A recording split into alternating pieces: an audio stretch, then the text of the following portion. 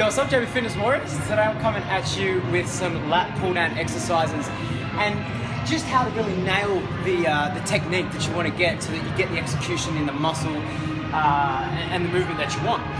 So again, it always comes back to our organization principles and you know, understanding or redefining in your head what a brace position is. And all that really means is just bringing your pelvis into neutral, butt tight, locking the belly and breathing through that diaphragm or breathing into the belly and keeping it locked as such. Does that make sense? So if you can imagine, this is a broken position where you're hyperextended in that what we call like a local extension. So it's not a global extension, it's local, right?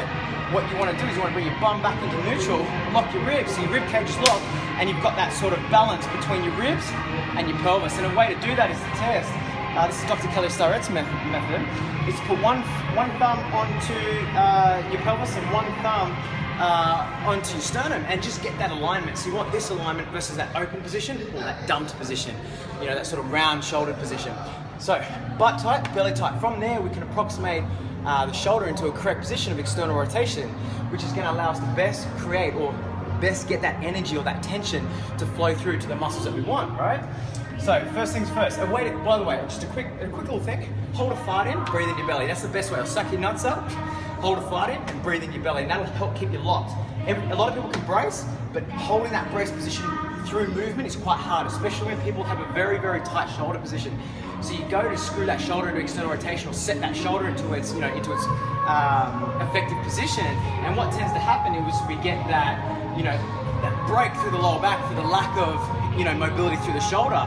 You know, and all that is because we have that sort of tight thoracic, or, you know, we're experiencing some other sort of, you know, shoulder pathologies or stiffnesses or lack of mobility, and you tend to ride up into that trap. So that trap up here, from Ulrich Larsen, who's a rehab specialist, a physiotherapist who specializes in sports rehab, you know, always talks about that being baby bum, but as soft as a baby's bum as you lift, right? Which again refers to that externally rotated position where you utilize it, but don't rely on the musculature of the trap to take the load for the shoulder. It's called a default position.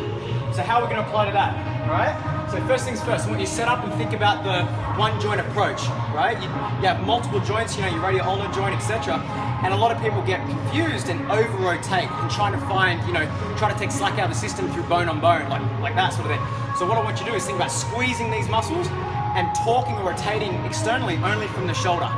Does that make sense? So when you grip here, the most important thing is you keep a neutral grip, not a broken grip or not a broken grip. Grip it, try to get this bottom part of the grip, almost like a false grip, but not quite as pronounced, up on top. Take the slack out of the grip and feel like you're crushing it, yeah? I like to do a thumbs over the top, and that helps isolate this portion of the grip, which helps just turn on all those stabilizers in my mind anyway, and in my practice. So firm grip, once you've got your grip, off that, flex, set it, belly button tight, start at the top. You want to screw your shoulders forward or screw your armpits forward into that externally rotated position. Now I teach people to ground first. Grounding, you know, in high stability or high positions of stability, when you need high positions of stability, you know, like sort of like a clean and press. If you do ground, you can run the risk of getting a brachial plexus injury, which is where you compress the nerves. The nerves can't stretch the same way as the muscles. So if you completely ground the shoulder, it's not necessarily as good as if you sort of push up into that externally rotated position and use some of the musculature, not sort of sit it on the joint, right? But for now, I'm gonna get you to sit it on the joint, pull, allow the elbow to extend, and then stretch or elevate the scapula. Depress the scapula, depress, elbow flexion, elbow extension, release. And that's maximizing your tension. All right, so let's get it done before you get kicked out. Belly tight, drop the ribs, hold your fart in, depress, pull, chin neutral, belly tight, don't unlock, belly tight, come up, holding the shoulder down into its position, stretch. You can sit forward simultaneously with that shoulder stretch, and again, set, pull, don't lose that shoulder position, stretch, pull, don't lose that shoulder position, stretch, pull, don't lose that shoulder position. Now some faults that I don't want to see, I don't want to see that wrist, just put that down, not as strong as I used to be. One of the things I don't want to see is I don't want to see that shoulder fall into internal rotation where that shoulder dumps forward. Literally that wrist breaks and you've just got absolutely limited tension through the lats, which is generally where people want to get it, or majority of the tension through the lats, where when you're doing this sort of exercise. So, don't want to see the shoulder roll forward, and I don't want to see the broken wristing or the hyperextension thing. Yeah, a global hyperextension is cool. You can get a little bit of extension.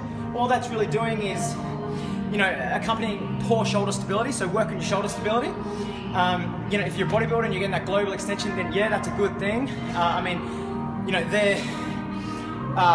They're quite trained in the way that they live, so they understand this stuff. And when you're doing things like that, all they're doing is just splicing it away to help them, or to benefit them. But then guys who don't have that foundational understanding of movement come to the gym and start doing this sort of stuff, and it's not really helping. So learn the foundations of how to create tension, firm grip, belly button tight, breathing through the belly, set, contract the lats, up, stretch, yeah? And that'll serve you a lot better, and it'll allow you to get a mad, wicked pump, and it'll help build that motor patterning, which is part of mobility, all right? Anyways, that's this one. Laters.